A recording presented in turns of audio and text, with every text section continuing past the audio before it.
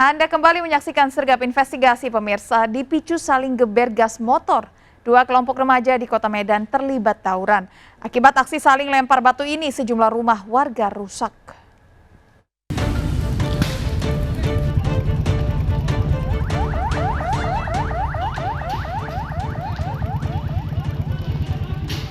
Dua kelompok remaja di Kecamatan Medan Amplas Rabu dini hari kemarin terlibat tawuran di kawasan Sisingamangaraja, Simpang Marindal, Medan, Sumatera Utara.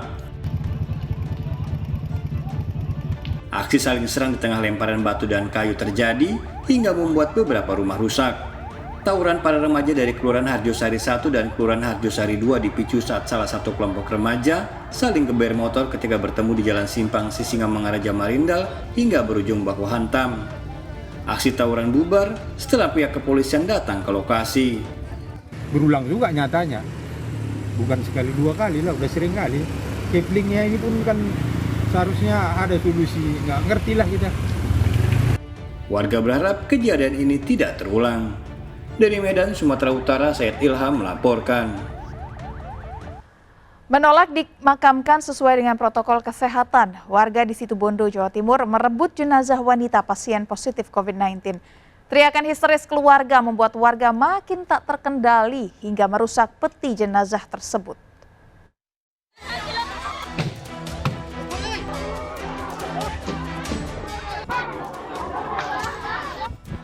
Warga merebut jenazah wanita 35 tahun pasien COVID-19 di Desa Panji Kidul, Situbondo, Jawa Timur saat akan dimakamkan petugas sesuai protokol kesehatan.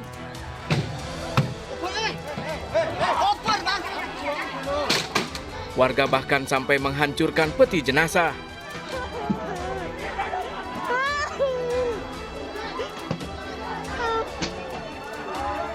Teriakan histeris keluarga membuat warga semakin tak terkendali.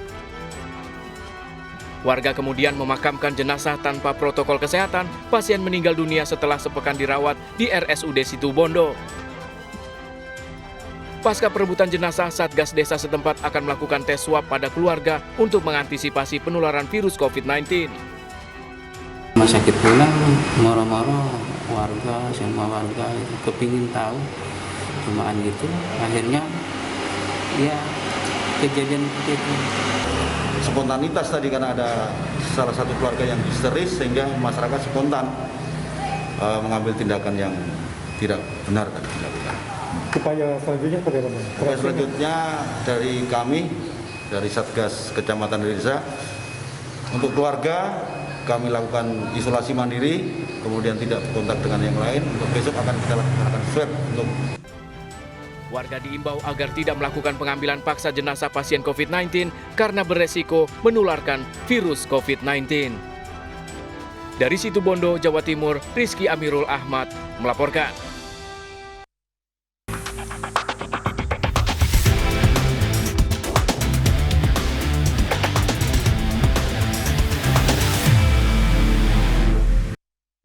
Pemirsa, wabah COVID-19 dimanfaatkan sejumlah apotik dan toko obat di sejumlah daerah untuk mencari keuntungan.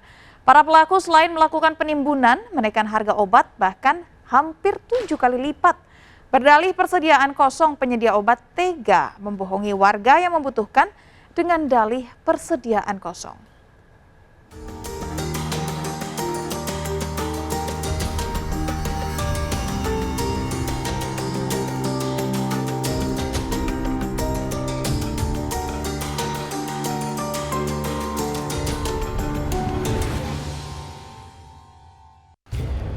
Polisi menyegel sebuah gudang obat di Komplek Ruko Peta Barat Indah 3, Blok C Kalideres, Jakarta Barat yang diduga melakukan penimbunan. Di gudang ini ribuan kardus berbagai jenis obat disimpan, termasuk obat untuk terapi yang terinfeksi COVID-19. Hasil penyelidikan polisi, obat-obat yang tersimpan dalam gudang ini semuanya didatangkan dari kota Semarang. Bukan hanya di lantai bawah, ternyata 3 lantai ruko terisi penuh kardus-kardus obat. Obat-obatan ini rencananya akan diedarkan di seluruh wilayah Jabodetabek dan kota-kota di Pulau Jawa. Obat-obatan yang ditumpuk dalam gudang ini termasuk 11 jenis yang masuk daftar untuk terapi bagi pasien terinfeksi COVID-19. Penimbunan Dan tentunya kita sama-sama tahu bahwa terdapat keputusan Menteri Kesehatan di mana mensyaratkan atau membuat tabel ada 11 jenis obat yang sangat dibutuhkan menjadi barang penting untuk kebutuhan pengobatan pasien COVID-19. Dari catatan harga yang diperiksa polisi, penjualan dari gudang ternyata telah menaikkan harga melebihi ketentuan. Bahwa fakta-fakta yang kami temukan di lapangan, ada upaya-upaya untuk menaikkan dari harga eceran tertinggi, di mana harga eceran tertinggi itu yang kami temukan seharusnya satu tablet itu seharga 1.700. Tapi kami melihat di sini ada kenaikan harga menjadi 3.350. 5 Juli, PT ASA mendatangkan obat-obatan dari Semarang, termasuk 11 jenis obat pasien COVID-19, diantaranya 730 box azitromisin 500 mg. Ribuan dus obat-obatan disimpan dalam gudang Kalideres. PT ASA juga meminta apoteker di perusahaannya menunda menjual obat untuk pasien COVID-19 jenis azitromisin 500 mg. Diduga penundaan penjualan di sejumlah toko obat di Jabodetabek dan kota-kota di Pulau Jawa dengan tujuan untuk menimbun. Jawaban yang dipersiapkan oleh apoteker bagi pemesannya belum ada atau tidak memiliki stok. PT ASA menaikkan harga obat azitromisin dari harga eceran tertinggi 1.700 per tablet menjadi 3.350 per tablet. Faktur penjualan juga dipalsukan dengan mencantumkan sesuai harga eceran tertinggi. Hasil pemeriksaan polisi pada karyawan PT ASA, pelanggaran yang dilakukan dengan tidak mengedarkan obat infeksi COVID-19 meski tersedia di gudang sebagai upaya penimbunan. Dari pemilik PT itu untuk tidak dijual dulu, artinya ada indikasi untuk ditimbun. Ya. Kemudian ada salah satu juga permintaan dari salah satu customer yang menanyakan obat tersebut sudah ada atau belum, tapi dijawab belum ada. Ya, artinya bahwa sebenarnya obat itu sudah ada, tapi disampaikan bahwa belum ada. Di Bogor, Jawa Barat, 3 apotek terbukti menimbun obat serta menaikkan harga 2 kali lipat. Polisi yang mendapat laporan warga melakukan penyelidikan selama 2 hari mendapati 3 apotek yang menaikkan harga obat, terutama obat untuk pasien terinfeksi COVID-19. Bukan hanya melayani penjualan langsung, apotek juga menjual obat secara online. 3 pemilik apotek ditetapkan sebagai tersangka melanggar Undang-Undang Wabah Penyakit Menular. Modus yang dilakukan, yang pertama adalah menjual di luar harga HET. Yang kedua, menjualnya secara online dengan harga jauh di atas HET. Yang ketiga, dijual di luar wilayah dari Kota Bogor ini. 43 jenis obat dan vitamin serta alat swab antigen ini disita polisi dari seorang ibu rumah tangga warga Margorejo, Wonocolo, Surabaya.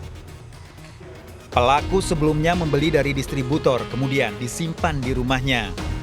Saat warga mencari untuk kebutuhan pengobatan, kemudian menjual dengan harga tinggi. Terungkapnya penimbunan obat ini setelah polisi mendapat laporan dari warga. Selain menjual dengan harga tinggi, pelaku juga menjual tidak pada tempatnya serta tidak memiliki izin. Obat-obatan yang dilakukan oleh orang yang tidak berhak. Tim telah melakukan penyitaan sebanyak 43 jenis obat-obatan dan tersangka 1 orang, di mana obat ini dijual bukan di tempat orang penjual obat seperti apotek, tapi rumah biasa. Kemudian jualnya juga yang bersangkutan tidak mempunyai kewenangan untuk melakukan hal itu. Tim Reskrim Polresta Deli Serdang mendatangi sebuah apotek di Jalan Perintis Kemerdekaan Pantai Labu, Deli Serdang, Sumatera Utara setelah sebelumnya polisi menyamar sebagai pembeli. Pelayan toko obat saat dimintai keterangan mengaku tidak tahu menahu masalah kenaikan harga obat yang dijual. Namun dari daftar harga terbaru untuk obat terapi bagi pasien terinfeksi COVID-19 telah dinaikkan. Tak tanggung-tanggung, apotik ini menjual harga obat 7 kali lipat dari harga eceran tertinggi. Dari apotik ini, polisi menyita sejumlah obat terapi COVID-19. Selain itu, 2 orang diamankan yang merupakan pelayan apotik. 11 jenis obat yang sudah ditentukan oleh Menteri Kesehatan tentang harga eceran tertinggi, dan anggota tersebut membeli jenis obat yaitu azithromycin dihydrate sebanyak 1 kotak yang isinya 2 papan. Sesuai dengan peraturan atau keputusan Menteri Kesehatan, harga eceran tertinggi dari jenis obat azithromycin dihydrate ini 1 tabletnya yaitu 1.700. Pelaku menjual dengan harga 8.000 per tablet. Selain menimbun obat, para pelaku kejahatan juga memanfaatkan kebutuhan warga di masa wabah COVID-19. Di Jakarta, sejumlah warga yang memerlukan tabung oksigen tertipu penjualan melalui media sosial akun Instagram Umina Collection 99. Korban yang membutuhkan untuk keluarganya karena terinfeksi COVID-19 membeli seharga Rp750.000 per tabung dengan cara mentransfer ke rekening bank. Namun ternyata tabung yang ditunggu tidak pernah datang. 3 pelaku penipuan ditangkap di Sulawesi Selatan yang memiliki peran berbeda. Mereka memang satu komplotan. Pelakunya atau tersangkanya 3 orang ini sudah kita bawa ke sini. Ini adalah warga atau masyarakat yang bertempat tinggal di Sulawesi Selatan.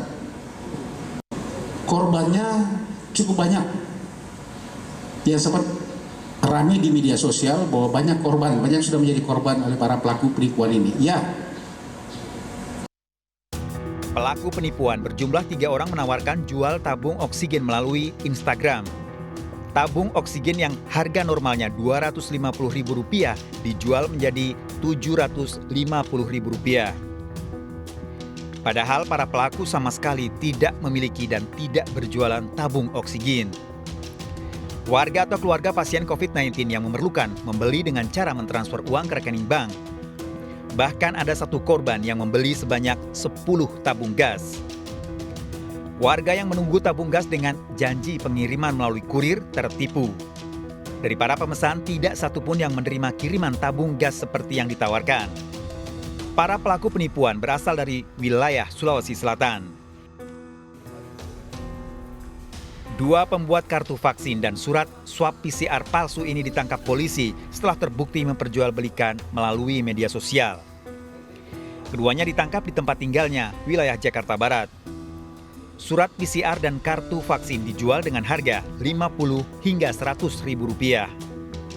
Untuk meyakinkan pembeli, para pelaku mencatut nama rumah sakit dan dokter pemeriksa.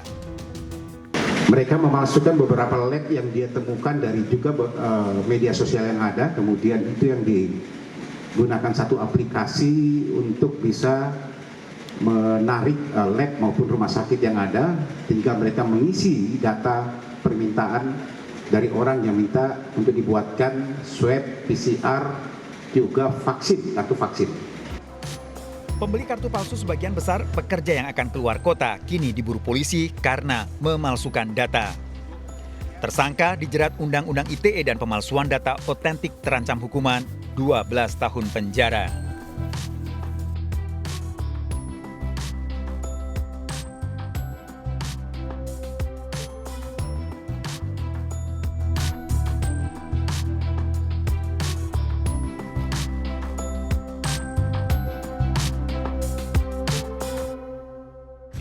Sesosok jasad pria tanpa identitas tewas mengenaskan, menggemparkan warga. Jasad ditemukan dalam kondisi terbungkus dalam karung goni. Selengkapnya akan kami hadirkan, tetap di Sergap Investigasi.